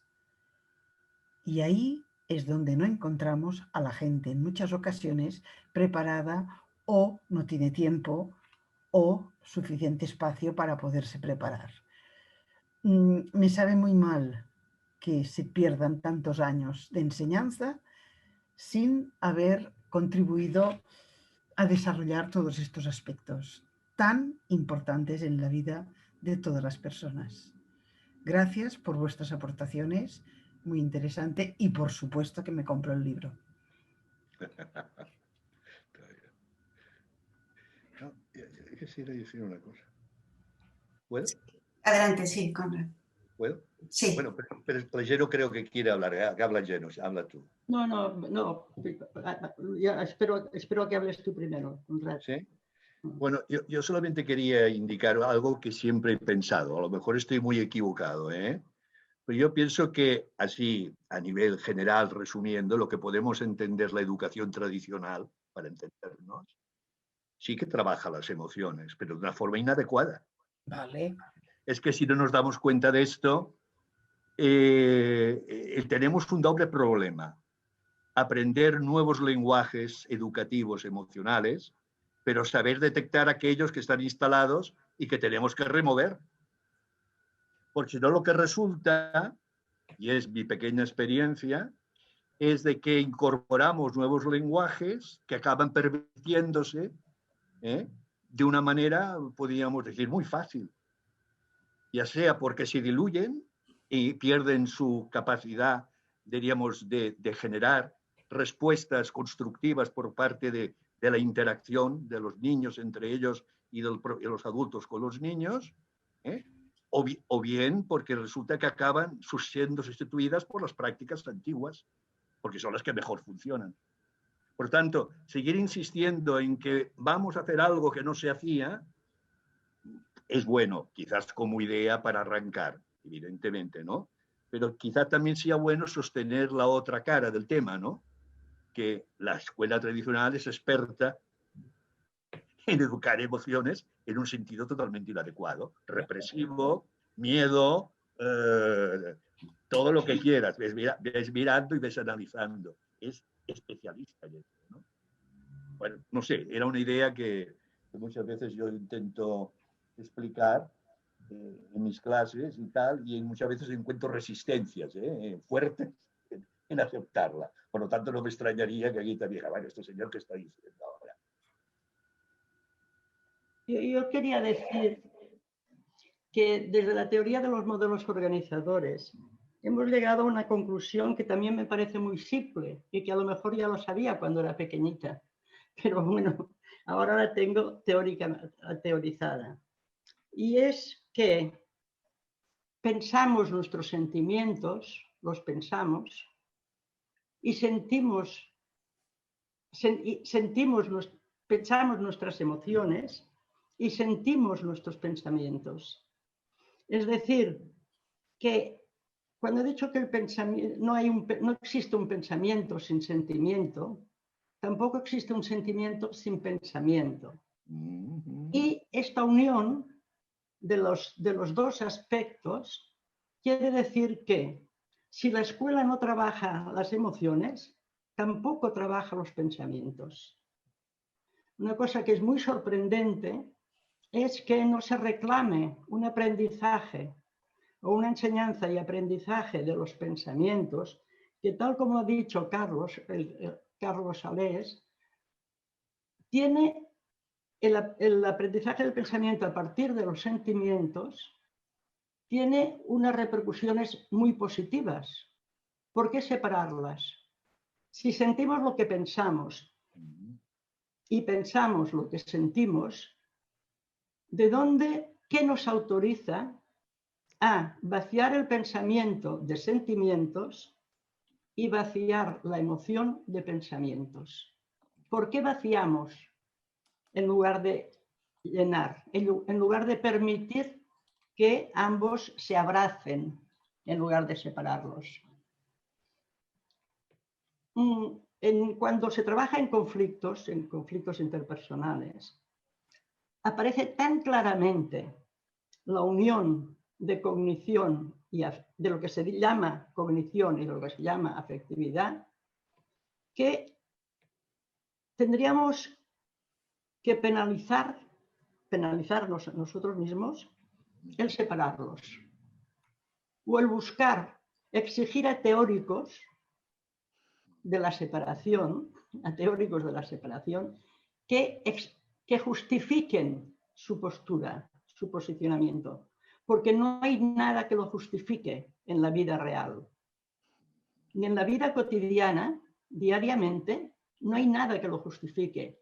Tampoco en el aprendizaje de los conocimientos más abstractos, entre comillas, lo de abstractos, tampoco en el aprendizaje de los conocimientos más abstractos queda justificada la exclusión de las emociones. Y tampoco en el aprendizaje de las emociones queda justificado la exclusión de los pensamientos. Cuando chicos, adolescentes y gente joven y algunos adultos también explican un conflicto, pasan espontáneamente del pensar al sentir y del sentir al pensar, del pensar sentir al actuar, del actuar al interpretar, como tú decías, Conrad, de maneras diferentes, la realidad.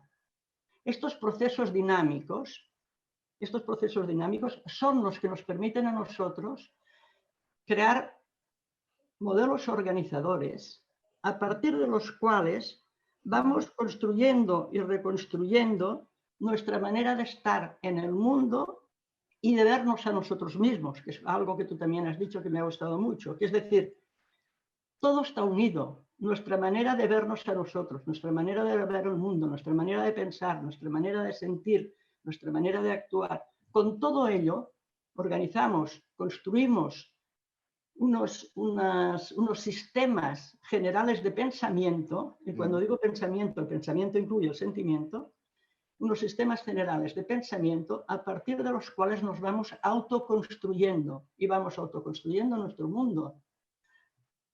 Eliminar los pensamientos de este campo, nadie se atreve a decirlo, pero lo que se hace es que en lugar de pensar se da una caricatura del pensar. Sí. Nadie se atreve a decir que no se tendría que pensar en la escuela. Sí, se ha dicho durante mucho tiempo que no hay que sentir. A esto sí que se atreve mucha gente, porque se cree que el sentimiento es un obstáculo, una dificultad, cuando en realidad sentir y pensar están juntos y se apoyan. Es lo mismo porque ambos aspectos surgen de las sensaciones. Cuando tenemos una sensación de algo, cuando el medio nos provoca una sensación, nosotros damos un significado a esta sensación, a esta provocación, a esta incitación del medio. Le damos un significado y este significado es cognitivo-emocional. Hay una base común. Entonces, no entiendo cómo no llego a comprender cómo ha sido posible durante tanto tiempo mantenerlos separados. Por comodidad. Por comodidad. Quería intervenir sobre este aspecto. Bueno, algunas cosas que me han surgido al hilo del debate y de las exposiciones.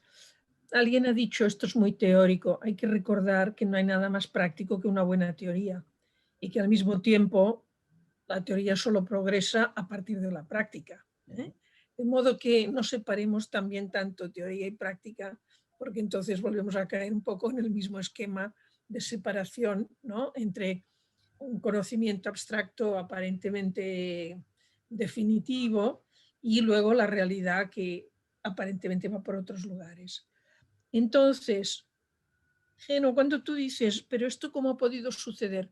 Bueno, aquí hay elementos que están directamente relacionados con el poder. Es decir, ahora tenemos a toda la gente joven en las escuelas, y hay un acceso universal a la educación, pero tenemos que pensar que esto es relativamente reciente, hace muy poco tiempo, yo diría que incluso menos de un siglo, porque hace un siglo todavía había una gran parte de la población española que no accedía a las escuelas. Y si hablamos del mundo, pues bueno, ya sabemos que tampoco es verdad, ¿no? Entonces, la manera de separar este conocimiento abstracto es una manera de decir, bueno, tú de esto no sabes, con lo cual solo hay unos cuantos que saben lo que hay que saber, que es este conocimiento abstracto. Y además generalmente formulado de una manera que no es accesible a las personas que no han tenido acceso a la educación. Con lo cual, digamos, es un instrumento de dominio. Claro, en cambio, tú no puedes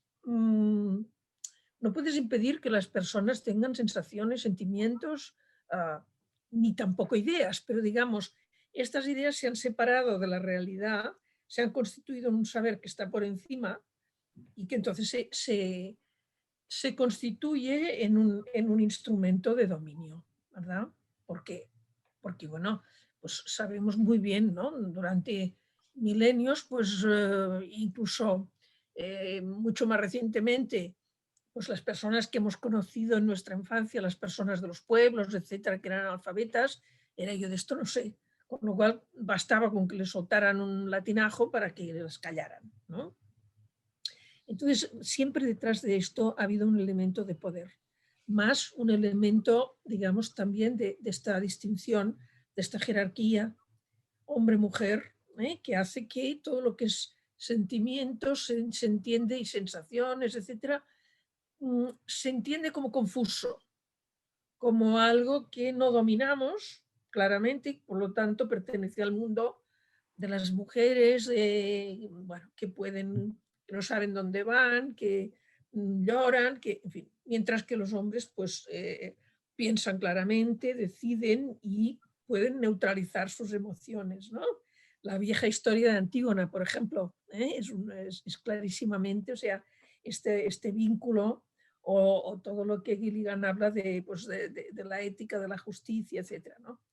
Esta separación entre una especie de mundo claro, diáfano, que es el mundo de la razón, perteneciente a los hombres o a algunos hombres, y luego pues el mundo de las personas que viven y que sienten, pero que no pueden deslindar exactamente la verdad de sus emociones, ¿no?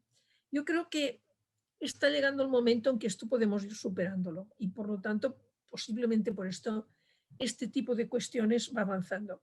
Una última cosa quería decir respecto a la manera práctica de aplicar todo esto.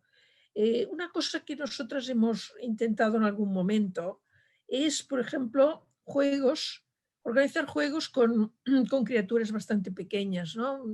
Desde, pues, se puede hacer desde los 5 o los 6 años, que es que, por ejemplo, haya un niño o una niña que escenifica emociones, ¿no? Pues estoy triste, estoy contento, estoy enfadado, estoy nervioso, etcétera, ¿no? Tengo miedo, pero no diga qué es, y entonces los demás tengan que descubrirlo. Entonces este tipo de cosa me parece muy interesante, porque aquí también entra de lleno la educación de niños y niñas. Las niñas están atentas a los demás porque es el mandato que les han dado y por lo tanto aprenden a descifrar a través del lenguaje verbal y no verbal las emociones ajenas y también las propias a través de las ajenas, ¿no? Mientras que los niños en general se les cierra esta posibilidad, porque parece una posibilidad que no es bastante fuerte, ¿no? Y entonces los niños no aprenden en fin, aprenden más o menos, depende de las familias, depende de muchas cosas, pero digamos, de una manera general, no aprenden a observar, aprenden a medir sus fuerzas pero no observar las emociones de los demás. Y por lo tanto, digamos, hay un tipo de emociones, hay emociones guerreras que en los niños se sobredesarrollan y que por lo tanto siguen toda la vida y las vemos en el fútbol y las vemos en un montón de cosas, cómo se actúan, ¿no? Pero en cambio, otro tipo de emociones que son más pues las que van junto al cuidado, etcétera, a la atención a la persona, a la empatía, estas generalmente no, los hombres no las desarrollan, porque ya desde la infancia se les dice que no. Entonces yo creo que hay que reforzar todo esto, es decir, cuando hablamos de educación emocional, realmente yo creo que hay que encontrar la metodología todavía. Es decir, teorías de las emociones hay muchas, pero ¿cómo trasladamos esto a las aulas? Habría que inventar pequeños dispositivos de este tipo, como este ejemplo que os he dado, para realmente desarrollar las emociones. Y bueno, y vosotras en el libro habláis de otras, como puede ser a través de la resolución de conflictos, en fin, y de tantas otras cosas. Tenemos un par de preguntas más. Ana felicita en primer lugar a las autoras y pregunta: ¿dónde se establecen los límites de las emociones y quién los establece? ¿Dónde se establecen los límites de las emociones ¿Y quién los establece?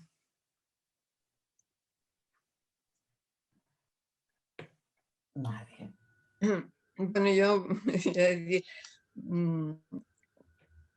¿qué entiende por límites? Porque si nos ponemos de acuerdo con el lenguaje podemos entrar más en interacción. No tiene, a ver, no sé si quiere que le active el micrófono.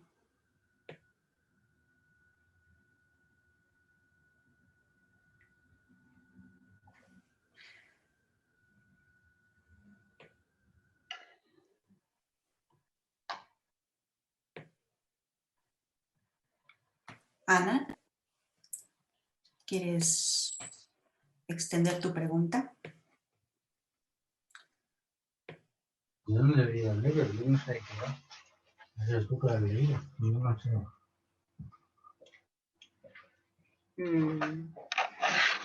No sé. no se ha oído, ¿no? ¿Hola? No se oye. No sé. A ver. A ver, si formulas otra vez la pregunta, Fabiola, a lo mejor entiendo mejor lo que quiere decir. La pregunta es: ¿dónde se establecen los límites de las emociones y quién los establece? Sí, no, bien. A ver, quizá con esto y Ana, que no sé cuál es el apellido, pero Ana, cuando preguntas, cuando hablas del límite de las emociones, ¿te estás refiriendo a que hay que limitar las emociones? Por ejemplo, las negativas, las emociones negativas, ¿hay que ponerle límite o te refieres a otra cosa?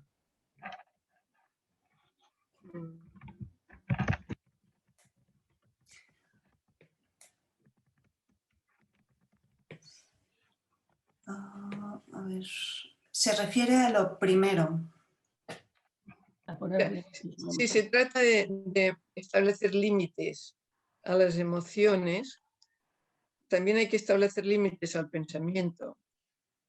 Es decir, aquellos pensamientos negativos también habría que establecer un límite y las emociones negativas habría que controlarlas, evidentemente. Pero el control debe ser un control interno, no debe ser un control externo. Porque si otra persona pone límite a mis emociones, yo puedo reaccionar cuando esta persona no está, pues dándolo todavía más. Mientras que si yo aprendo la técnica yo mismo o yo misma, aprendo la técnica de control de emociones, en realidad es como dar la caña o entregar un pez, ¿no? Dar un pez o entregar una caña para que aprenda a hacerlo.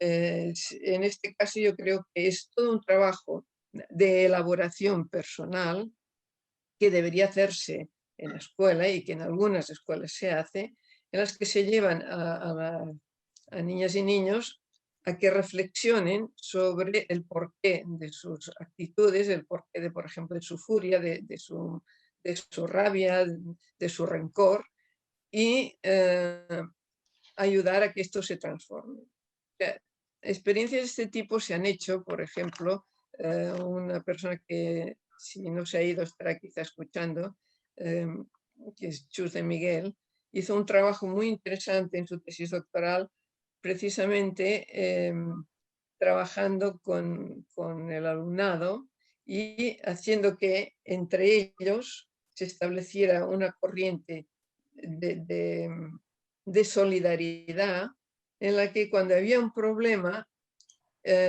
ellos eran capaces de discutir este problema con los compañeros y entre todos encontraban una solución. Y la consecuencia de esto es que se formó un grupo clase con una gran solidaridad entre ellos y disminuyó de una manera muy potente los conflictos que habían en la clase. Y me parece que Chus está por aquí, que a lo mejor nos lo podrá explicar mejor. ¿Sí? Sí, a ver.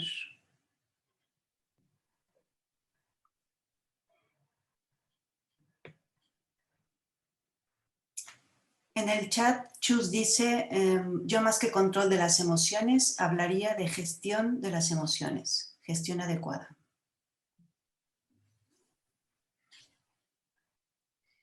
Pero a lo mejor podrías darle la palabra o no, Sí, no es posible. se la he dado, a ver.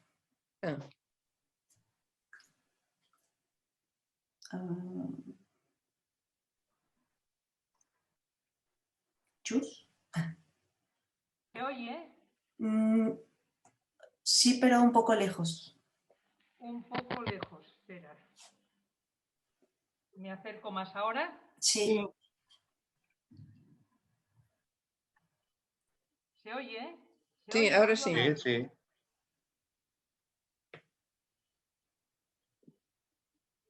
Bueno, lo intento, ¿vale? No, yo hay una cosa de las que comentábamos hace un momento que considero que es fundamental. En este aprendizaje de que se está hablando desde hace un rato ya de pensamiento, emoción, gestión de las emociones, creo que otra variable que es importante en este trabajo, en este aprendizaje, es que se tiene que hacer en grupo. O sea, de la misma forma que no se puede hablar de pensamiento, de construcción de pensamiento, si no es en colectivo, si no es a nivel social, no se puede hablar tampoco de aprendizaje, de gestión de las emociones y de la resolución de conflictos, por ejemplo, si no es con el otro, con la otra, ¿no? La experiencia que se refiere Monse, que fue asesorada por ella y por Geno, y por Aurora, bueno, fue genial, que las criaturas, los niños y las niñas, finalmente conceptualizaban lo que pasaba dentro del aula, fuera el objeto de reflexión un aspecto físico, fuera una emoción o fuera un conflicto, como un asunto colectivo. De tal manera que el abordaje, el análisis y la resolución del tema que fuera pasaba a ser pues eso, una cuestión en la cual todo el mundo se corresponsabilizaba, lo cual generaba de rebote, no, de entrada ya, unos lazos de solidaridad increíbles, pero no pasaba únicamente cuando hablábamos de las relaciones interpersonales y cuando hablábamos de la caída de los cuerpos y cuando hablábamos de la flotación y cuando hablábamos de los chimpancés del zoo. ¿Sí? Quiero decir que yo pienso que como comentaba Geno hace un momento, es fundamental asociar íntimamente o tener claro, como comentaba también el Conrad, tener clara la relación entre pensamiento y sentimiento y a partir de aquí generar ámbitos de construcción conjunta de este conocimiento asociado a uno u otro aspecto de la realidad.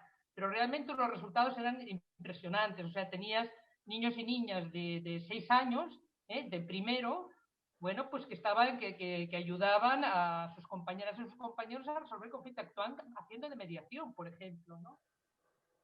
Pero claro, eso como comentabais, requiere de dedicar tiempo dentro del horario lectivo a reflexionar al respecto y hacer un aprendizaje al respecto. Vale.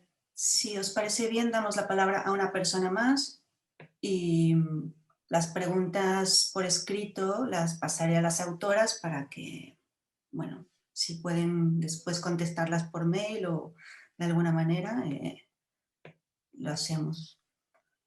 A ver.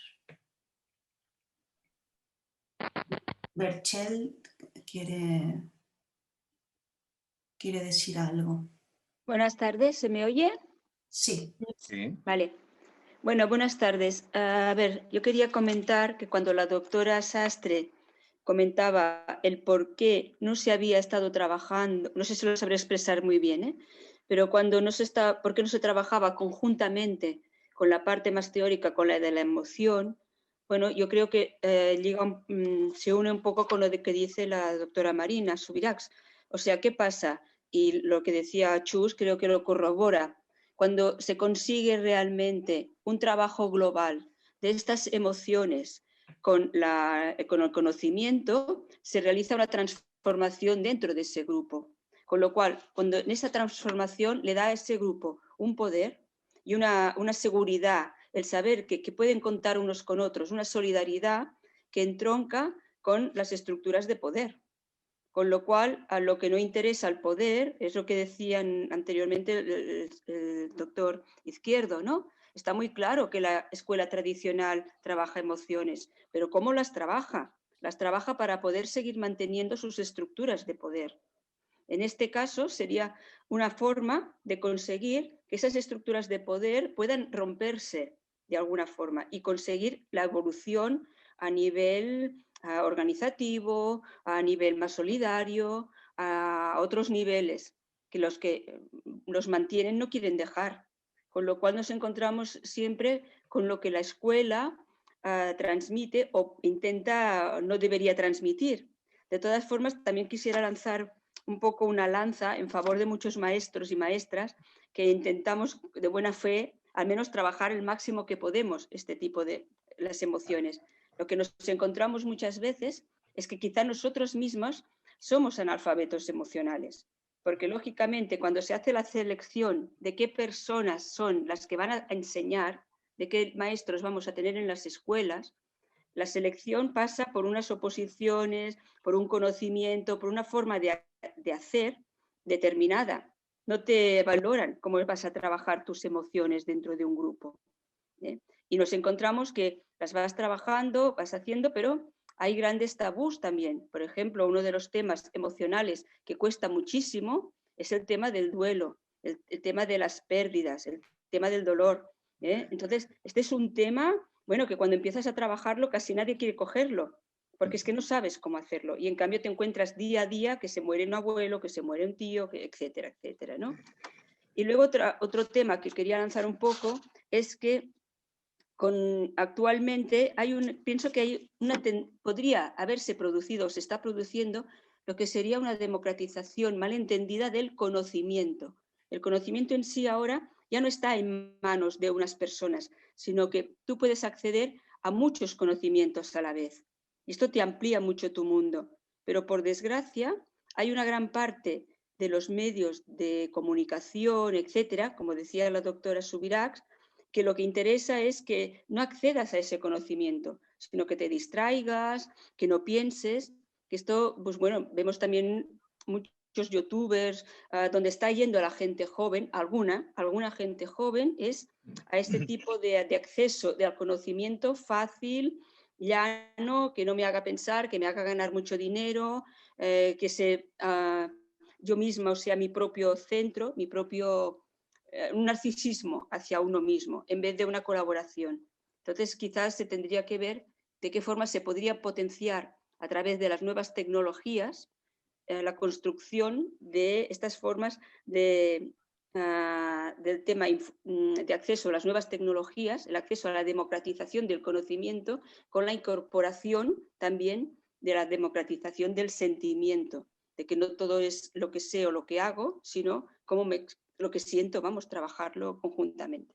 Bueno, no sé, quería lanzar un poco estas reflexiones y agradecer los trabajos que me parece muy interesante. Muchas gracias y felicidades.